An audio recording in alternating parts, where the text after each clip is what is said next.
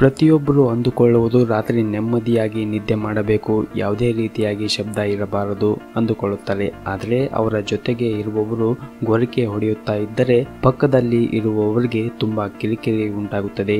ಒಬ್ಬರ ಸುಖನಿದ್ದೆಗೆ ಕಾರಣವಾಗುವ ಈ ಗೊರಕೆ ಇನ್ನೊಬ್ಬರ ನಿದ್ದೆಯನ್ನು ಕೆಡಿಸಬಲ್ಲದು. ಅಷ್ಟೇ ಏಕೆ, ಈ ಗೊರಕೆಯನ್ನೇ ನೆಪವಾಗಿ ಇಟ್ಟುಕೊಂಡು ನ್ಯಾಯಾಲಯಗಳಲ್ಲಿ ವಿಚ್ಛೇದನ ಕೇಳಿಕೊಂಡು ಬರುವ ಮಹಿಳೆಯರ ಸಂಖ್ಯೆಯು ಕೂಡ ದೊಡ್ಡದಾಗುತ್ತಾ ಇದೆ.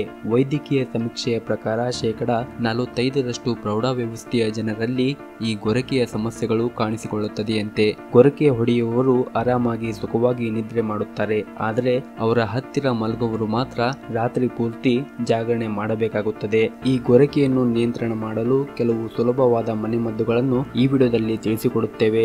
ಈ ವಿಡಿಯೋವನ್ನು ಕೊನೆವರೆಗೂ ನೋಡಿ. ಅದಕ್ಕೂ ಮುಂಚೆ ಈ ವಿಡಿಯೋನ ಲೈಕ್ ಮಾಡಿ, ಹಾಗೂ ನೀವಿನ್ನೂ ನಮ್ಮ ಚಾನಲ್ ಅನ್ನು ಸಬ್ಸ್ಕ್ರೈಬ್ ಮಾಡಿಲ್ಲ ಅಂದ್ರೆ ತಪ್ಪದೆ ಸಬ್ಸ್ಕ್ರೈಬ್ ಮಾಡ್ಕೊಳ್ಳಿ. ಹಾಗೆ ಪಕ್ಕದಲ್ಲಿರುವ ಬೆಲ್ ಬಟನ್ ಮೇಲೆ ಕೂಡ ಕ್ಲಿಕ್ ಮಾಡಿ.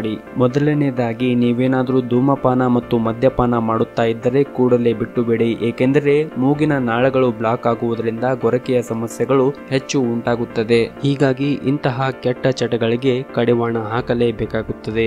ಗೊರಕೆಯ ಸಮಸ್ಯೆಯಿಂದ ಪಾರಾಗಲು ಅರಿಶಿನ ಹಾಲು ಉತ್ತಮವಾದ ಮನೆಮದ್ದು ಆಗಿದೆ. ಹೌದು, 1 ಕಪ್ ಬಿಸಿ ಹಾಲಿಗೆ ಚಿಟಿಕೆಯಷ್ಟು ಅರಿಶಿನದ ಪುಡಿ ಬೆರೆಸಿ ಕುಡಿಯುವುದರಿಂದ ಆರೋಗ್ಯಕ್ಕೆ ಅತ್ಯಂತ ಒಳ್ಳೆಯದು. ಇದು ಗೊರಕೆಗೆ ಮಾತ್ರ ಅಲ್ಲ, ದೇಹದ ಇತರ ಸಮಸ್ಯೆಗಳಿಗೂ ಕೂಡ ಪರಿಹಾರ ನೀಡುತ್ತದೆ.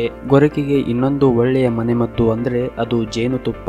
ಜೇನು ಗಂಟಲ ಒಳಭಾಗದಲ್ಲಿ ಕಟ್ಟಿಕೊಂಡಿರುವ ಕಫವನ್ನು ನಿವಾರಿಸಲು ಮತ್ತು ಊತವನ್ನು ಕಡಿಮೆಗೊಳಿಸಲು ನೆರವಾಗುತ್ತದೆ. ಇದು ಗೊರಕೆಯನ್ನು ಕಡಿಮೆಗೊಳಿಸಲು ಹೆಚ್ಚು ನೆರವು ನೀಡುತ್ತದೆ. ಇದಕ್ಕಾಗಿ 1 ಲೋಟ ನೀರಿಗೆ 1 ದೊಡ್ಡ ಚಮಚದಷ್ಟು ಜೇನುತುಪ್ಪವನ್ನು ಸೇರಿಸಿ ಮಲಗುವ ಮುಂಚೆ ಕುಡಿಯಬೇಕು. ಮತ್ತು ಗೊರಕೆಗೆ ಯಾಲಕ್ಕಿಯು ಕೂಡ ರಾಮಬಾಣವಾಗಿ ಕೆಲಸ ಮಾಡುತ್ತದೆ. ಹೌದು, ಬಿಸಿ ನೀರಿಗೆ ಅರ್ಧ ಚಮಚದಷ್ಟು ಯಾಲಕ್ಕಿ ಪುಡಿಯನ್ನು ಹಾಕಿ ಮಿಕ್ಸ್ ಮಾಡಿಕೊಳ್ಳಬೇಕು. ಪ್ರತಿನಿತ್ಯ ಮಲಗುವ ಮುನ್ನ ಸೇವಿಸಿದರೆ ಗೊರಕೆಯ ಸಮಸ್ಯೆ ನಿವಾರಣೆಯಾಗುತ್ತದೆ.